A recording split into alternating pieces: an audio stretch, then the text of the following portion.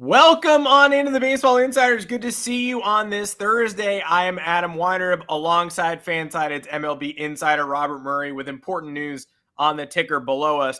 We're going to get to Jordan Montgomery and the Texas Rangers, who have apparently said no thanks. The market is in even more chaos than it was before. Somebody said they were betting on how many more shows we would be stuck talking about the Boris 4. Take your drink now, because this one, for sure. Plus, takeaways from Arte Moreno's mess in Anaheim, Liam Hendriks deadline, a Pirates trade, a draft that got published too soon by Jason Mackey in the Pittsburgh Post-Gazette, and we'll open the floor up to Q&A if anybody has additional questions. Joining me to break all that down, before we get into it, is Fansided's MLB Insider Robert Murray. Robert, thanks for joining us. Hey, it's good to be here as always. There's not been much action at all. Who could have seen that coming? But yeah, rather unbelievable. But we still got some stuff to talk about in this show, especially with this Pirate stuff that's been all going on. I cannot remember a more chaotic 72 hours for any fan base whatsoever. Wow, that we'll all get into that at some point. But Adam Weinrib, how are you doing? I'm doing good. I'm doing well, actually. Grammar police. The comments are noting that I shaved. Yeah, I did. I kind of forgot that I hadn't been on this podcast in a while without a beard. I was getting a little reckless. And now it's gone. But it will be back because guess what? I don't shave very often, and I'll forget to do it for like 2 weeks, and it'll be back. So that's how that goes. But thank everybody for joining us. Thanks for joining us. If you're a Discord user and you're here, that ticker was for you. But also, if you'd like to join the Discord, we'd love to have you. It's a fun spot to be in. Today's show specifically, before we dive too far into it, is sponsored by DraftKings. The promo code is Baseball Insider. As always, if you have not signed up for DraftKings Sportsbook, make sure you get your first bet on them. New customers will get a second chance bet up to $1,000 when signing up with our promo code Baseball Insider. That means if your first bet loses, you will get your full wager returned as a bonus bet up to $1,000. Signing up with our code Baseball Insider not only covers your first bet, but also gets you access to daily rewards and other profit boosts. Use them wisely. You could be like me. You could win $26 on the Super Bowl. If you're looking to join DraftKings, go download the app and register with our promo code Baseball Insider to make sure your first bet is covered. This offer is only available to new customers who are 21 plus and physically present in legal gambling states. Please remember to always gamble responsibly. Check the episode description for the full terms of the offer to see if you qualify. Smash cut to Jordan Montgomery scouring the episode description because he's just looking for one damn offer. The Texas Rangers reportedly came from Chris Young's mouth yesterday, said, we're pretty good on major free agents, which seems to eliminate the only landing spot that most had presumed would be a Montgomery destination for a very long time. Now we're starting to talk about short-term deals. And we said in recent episodes, these guys would be crazy to take a pillow contract, but Montgomery might be the only one who might benefit from something like that, considering he's not an ace. He's not a $200 million guy. It might seem like maybe his contract settles somewhere, ironically, in the range where it might have been before the Yankees ever traded him in the first place, that 80 to 100 range. But are the Rangers really out? And if so, where does he go? Yeah, this is a really bizarre one. And yeah, it's not often you hear a team come out on the record and say that they're most likely done with big spending in free agency. Like, that's pretty rare, but Chris Young is very honest, and you have to take him at his word. And I still think at this point though, you can't rule the Rangers out just because he's still there. And clearly, like, Montgomery enjoyed his time in Texas, and Texas liked him. And I think if they could make the money work, he would absolutely go back. But if it's not going to be the Rangers, then who could this possibly be? Could it end up being a case where the Phillies hop in on a short-term deal? I know there's been some buzz about that on Twitter from Todd Zalecki, who is very plugged in for the Phillies, covering them for MLB.com. And the Phillies are still looking at, bats too. I know one of them that they like is Whit Merrifield. But like the Phillies, as far as, it makes sense for Montgomery. Could it be the Red Sox? I know we've talked about that fit a lot, but the Red Sox have just been really kind of bizarre this offseason and how little they've spent. And then also how ownership has backpedaled from their previous comments. So you can't really, I don't really know what to expect here from the Red Sox, but it's not like Montgomery is a really, really, really good left-handed pitcher. And the fact that he's still lingering on the market along with Blake Snell with seemingly no end in sight is rather baffling. I thought Montgomery was going to be one of the pitchers who signed quickly this offseason, considering just how highly teams think of him and his postseason performance, but he's still out there, and I just don't know when this end is coming. It is really bizarre. And it felt like he'd go quickly, too, because the marriage with the Rangers was so natural. So why wouldn't the world champions figure out a way to move the money around and bring Jordan Montgomery back? Baseball fandom is so fickle. I mean, I've seen Rangers Twitter be like, this is going to be a rough first half of the year. I can't believe that we're not investing more in pitching. And it's like, you are raising a banner on opening day. Like, exactly. you gotta be happy with that. But I hear where they're coming from. And this felt like a home run. That's not happening. Yeah, 100%. And still like later on in the like mid-season or somewhere around that point, they're going to get DeGrom and Max Scherzer back. So it's not like they're going to be hurting by any means. But like once the Rangers ended up getting that TV deal figured out, at least for this year, I thought maybe that was going to end up being a case where they could end up making a Montgomery deal work. But the fact that it's only for 1 year and there's still long-term uncertainty, that might prevent them from making that splashy move, which is unfortunate, especially for a team that's literally months removed from winning a World Series. Now, I do love this, especially as the options dwindle. We were looking at the Phillies last episode. I'm still looking at the Phillies. As of this morning, I guess I'm looking at the Baltimore Orioles just because Kyle Bradish reports to camp with a UCL strain. They're going to treat it with PRP injections, and that works sometimes, and other times that does not help a pitcher avoid Tommy John surgery. The Orioles go out and get Corbin Burns. They have had a roller coaster of an offseason where they seemed too quiet. They were getting C's, C minuses, right? Like, man, what are you going to, you won 100 games last year, but what have you done? They go out and get Burns. Everybody changes their offseason grade to an A. And then all of a sudden they lose Bradish. And it's like, oh, Burns, great. But that's just a replacement for the guy we lost. And did we really get any? We got better, but how much better? Etc. I can't help but think that, look, they're still going to be in that Cease market. They're still going to be looking at Shane Bieber if he ever hits the market. But how are they not in that Jordan Montgomery market? Alex Spire, the Red Sox writer, hinted that if Montgomery explores a short-term deal because he has to, the Red Sox wouldn't be a great fit for him because he would be looking for a surer contender. I would say that the Orioles are that. So that's the flag I'm planting today. Yeah, and I think it's a good flag to plant. And I mean, obviously, if you trade for a Jesus, if you trade for a Jesus Luzardo, or if you trade for a Dylan Cease type, that's going to require giving up more prospects than you gave up for Corbin Burns. And obviously, like the Orioles have the most deep and plentiful like farm system in baseball, and even you can even say that after the Burns trade. But that would deplete it a little bit, and that would make their depth a little bit less rich. And I still think they could pull it off if they wanted to, but as of this point, like they're not close to either. And like the asking prices for those guys are so high that I anticipate Cease not moving until the deadline, and then also Luzardo more than likely staying put. But I think the Orioles, as far as this Kyle Bradish injury or the Bradish injury, so this, I don't believe this was news to them. This is something that I had heard for like the last few weeks, and that was something that I have not been able to confirm. But I heard about it, and then literally like a week later, they ended up trading for Corbin Burns. And I think that was a big part of what they're going to end up doing to because we don't know the severity of that injury. Obviously, it's a UCL strain. They're treating it with PRP. Obviously, when you hear that, that's probably not good, especially when it's coming up with their pitching elbow.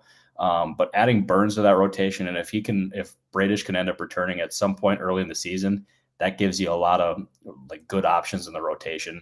To me, though, I still think that the Orioles should not be done, and whether it's possibly like a Montgomery, which I have not heard his name there at all, admittedly. So just putting that in there. But like maybe if they don't get a Montgomery, they go after a Lorenzen, or they go after a different kind of a guy. I think they should not be done, because last year it was pretty clear that they needed more pitching. They did not go and get more pitching. I think now you have to, because if everything goes right, and they stay healthy, which let me tell you, the injury reports from that spring training today, not good. That was not great, but I think they need more pitching. I agree. And Grayson Rodriguez's second half gives you all the hope in the world. But they're also losing a lot of innings. They're losing Kyle Gibson. Like, they're not just losing, we're not just talking about top tier ace type pitchers who go in a playoff series. We're talking about 150, 170 innings that just are gone now that are going to have to be filled with lesser quote unquote guys. John Means also behind the 8 ball here. So I would say Orioles, yes, be proactive, go out and grab some pitching. Let's talk about a couple of other things that are top of mind. Arte Moreno yesterday in Anaheim, and I'm just caught up in the comments. It just cannot stop. Everybody, at some point, you have to stop owning Jacob. You just have to do it. I say everyone just completely demolish Jacob. He deserves it. Can't believe I did this. Sorry, Jacob. I put it in the bottom of the thing, but my bad. Yeah, I can't stop thinking about it, and I should. But Arte Moreno mentioned yesterday, Angels fans have been hoping he's going to sell for a long time. We've talked about recurring themes of this podcast this offseason. A lot of it is, hey, where are the Boras 4 going? Hey, why is the offseason so slow? Another one is ownership / executives coming out and saying the payroll's not going anywhere, or it's going to be lower than last year. The Red Sox, the Blue Jays, as our chat is mentioning, Ross Atkins is saying, I'm pretty much done. The Cubs saying they brought in the closer. People keep saying, we're pretty much done, even though there remain these familiar names on the market. Add Arte Moreno to that pile, pretty much declaratively stated, payroll is going to be lower. Doesn't sound like somebody who's willing to extend himself for Cody Bellinger, Blake Snell. And he said he plans to be in Anaheim, quote, for the long term. He is 77 years old. Not what Angels fans wanted to hear. Is there any silver lining to this whole mess? No. The rumors about Arte Moreno potentially selling a couple of years ago, when he actually admittedly put the Angels up for sale, that was supposed to be the beginning of the new era for the Angels, and then all of a sudden he ended up pulling him off the market, kept Ohtani, and then won all in at the deadline, trying to win and try to convince him to stay in Anaheim. Obviously, that blew up. They lost Ohtani. Now their farm system is meh. They have not spent much at all to fortify that roster. They absolutely have made their roster this year is worse than it was last year. There's no other way to there's no way that you can make the case that it's better. It's worse, and it's just really unfortunate that it's at this point. And the Angels, obviously, Arte Moreno is one of the most unpredictable owners in baseball. He can wake up one morning and all of a sudden decide that he wants to spend big money. But I just have not gotten that sense. His comments recently about not spending unless it's going to end up making that roster meaningfully better is a sign to me that they're probably not going to make a big move. And if there was ever a time where they were going to end up doing it, or they should have done it, it should have been retain the Shohei Ohtani, but they decided not to match the $700 million offer. They went in a different direction instead and lost who is probably going to go down as the best player in baseball history because of it. It's really unfortunate for the Angels. That fan base deserves better. I will say that is one of the most passionate fan bases that I interact with on a daily basis. And it's just unfortunate it's gotten to this point, but it's just unfortunate all around. There's no other way of putting it. Yeah, when given the opportunity to match an offer for the best player in baseball history, typically the answer is, yeah, I think I'll do that. I'll go ahead and do that. All around bad times, and people with the Boras 4 lingering on the market. Blake Snell, Cody Bellinger keep getting sent to the Angels. Arte Moreno saying, no, I don't think so. The Giants did extend themselves for Soler, but people are now sending Snell and Chapman to the Giants. Do the Giants have a chance to get that done? Probably not multiples. I mean, we're running out of destinations here. The Cubs still feel like a natural fit for Bellinger, especially if the Angels aren't interested, but the Rangers felt like a natural fit for Montgomery forever, and that is apparently not going to happen. So rolling my eyes at the whole procedure, and certainly rolling my eyes at Arte Moreno. Now might be a good time, since the comments are asking, for us to start talking about Edward Cabrera, the Pirates, this whole mess. Man, Pirates Twitter, you want to talk about passionate. I know that you say the Angels are one of the most passionate fan bases that you interact with on a regular basis. I don't know how the Pirates aren't up there yet at this point, based on what we've seen and the absolute swirling chaos of the last week, culminating in a Jason Mackey draft article being published somehow, indicating not just, and I think the damning part here, look, pre-writes happen. I've certainly done pre-writes. I've had to delete a few articles in recent weeks because of players that the New York Yankees have not signed.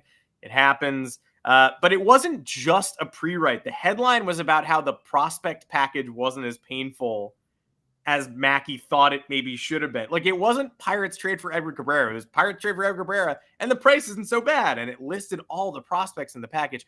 Clearly, he is under some sort of impression. So it's certainly worth clearing up for all of the Pirates fans. What exactly is going on here, and how did we get here? Yeah, this started like about 3 nights ago when all of a sudden I'm just minding my own business and I'm scrolling Twitter and I see some random account. I think it's called Pirates Rants. I think that's what it's called.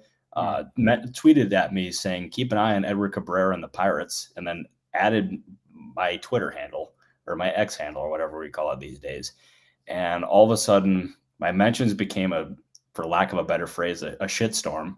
And then all of a sudden you see different reports saying that the Pirates and the Marlins have talked, and there's people out there who are saying it's close. And all of a sudden I'm doing my thing. I'm texting with my sources, and everything that I've gathered is this, and I'm going to leave it simple as this. Yes, the Marlins and the Pirates have talked, but a deal is not close. It has never been close. So I don't know where these are all coming from. But like there has been no deal that's been close. And I will say this, and like in defense of Jason Mackey, what you said, Adam, is spot on. Like pre-writes happen. I pre-write stories whenever I have a scoop, or I'm confident that I have a scoop. It's not done. Or when it's not done, like I try to get ahead of it so I can have a story that's ready for when the deal eventually happens. Like what Mackey did is like common practice. And it sounds, based on his tweet, that it was just a total accident that it got published. And I feel genuinely bad, because I know if I was in that situation, or in that situation where I had something pre-written and it got posted when it was not done, I'd feel terrible. And I sympathize with him. But as I said, nothing has been close between the Pirates and Marlins involving Cabrera. Maybe it happens, I don't know. But as of this point, like nothing's close. Yeah, and the two sides have talked, and that's why it sounded like, it was a normal thing to drop. Of course, the two sides have talked, and you're capitalizing on the momentum of the rumor to say that they have talked. No, mention of proximity or when they've talked or how recently they've talked. But then that leaked pre-write drops. It changes everything, and so nothing close at this point in time. We will see if they re-engage discussions or are able to get it to the finish line, but nothing close right now. Couple free agents who I think maybe have deadlines, or at least are approaching a deadline for signing today. Liam Hendriks supposedly put a Thursday deadline, today is Thursday, on signing before the season, and then considered potentially, if he needs to reevaluating joining a different team for the stretch run instead. Whit Merrifield, as in the comments are popping off, about the possibility of him coming to a conclusion soon. We've heard his name mentioned a lot, and John Morosi tweeted about it again today. So those two guys who appear to be zeroing in on a finish line. And again, the season is starting, so they better be.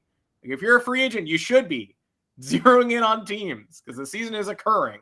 But any news on those two guys and their markets? Yeah, as far as like Liam Hendriks goes, I have not heard of anything close, or I haven't heard anything there, honestly. Like genuinely, I have not. I don't expect it to be the Dodgers when it's all said and done, but like I think it's going to end up being a case where he can be picky with where he goes and what kind of contract he ends up getting. And like if he ends up getting a good situation now and he gets a good contract, then absolutely he should sign. But if he does not, then he can afford to wait until midseason when he can throw for teams and sign around like the trade deadline or somewhere around like for the stretch run. And I think that'd be a good move for him no matter what. But like either way, he's in a good position here. He does not have to force it. But yeah, I genuinely don't know the teams that are involved here. I'm in wait and see mode on this. I have plenty of text messages out, but I have not heard that much here on Hendriks. Who was the other one that you said, Adam? Whit the King Merrifield, who I think White Sox fans are in the comments being a little ambitious about. I don't know what the potential finalist teams there for Whit are. I've seen Phillies fans too kind of attaching themselves to him.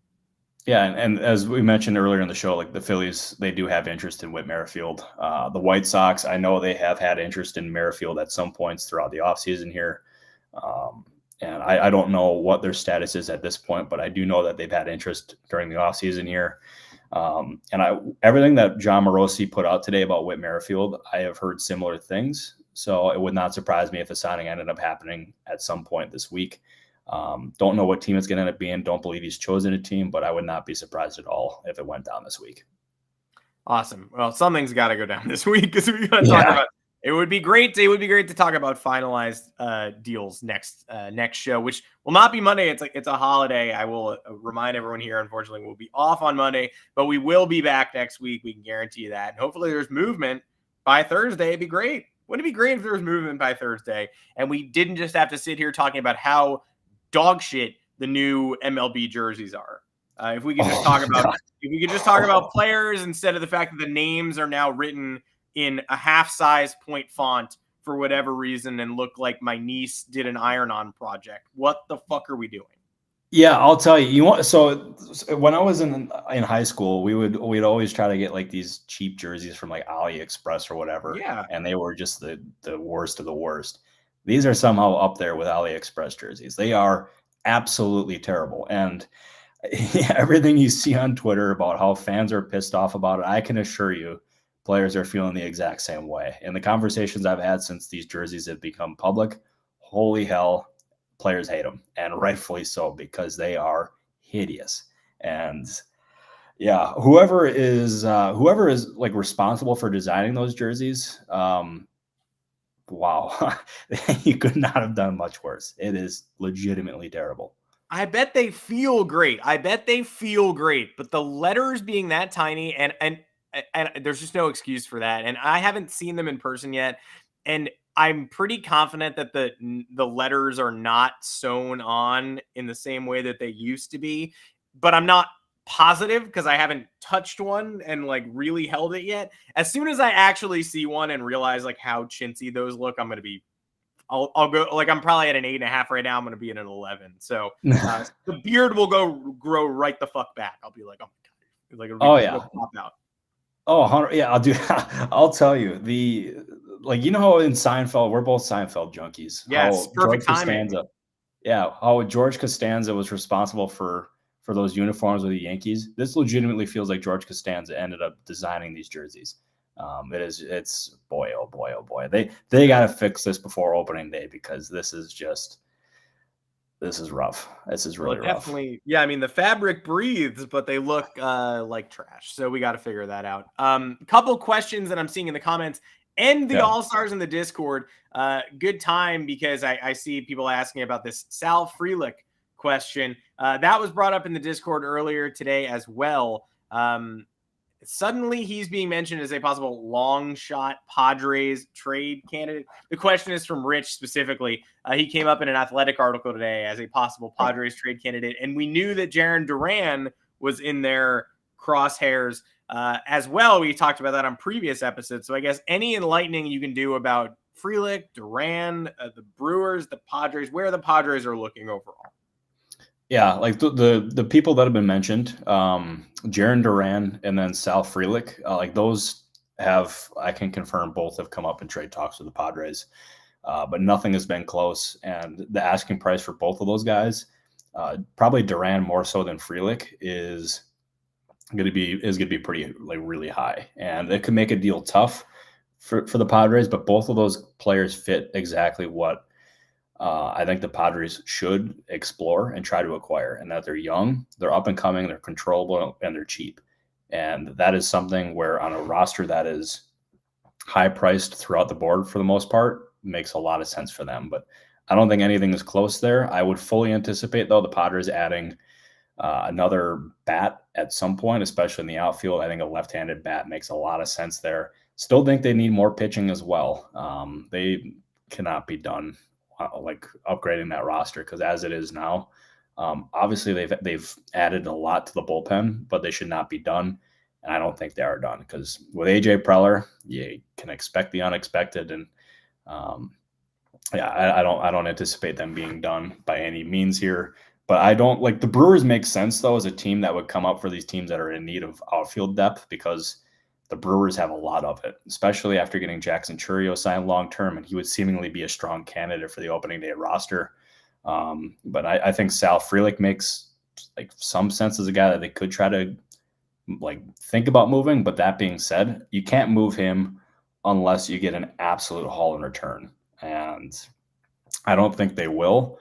Like another guy that I thought maybe would make sense would be a guy like Joey Weimer, but he's coming off of a down year in Milwaukee, and his stock is a little bit lower than it was. So this would be selling low for the Brewers, and I don't anticipate them trying to do that.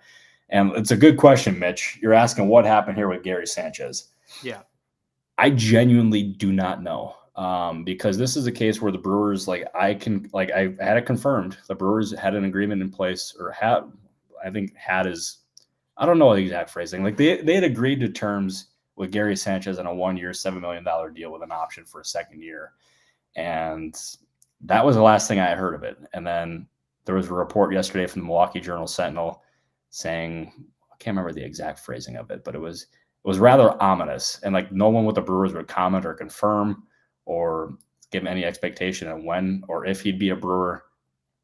It's really confusing. I have sent a lot of texts and I have gotten nothing back for whatever that's worth. I don't know what to make of that, but I am not getting anything back.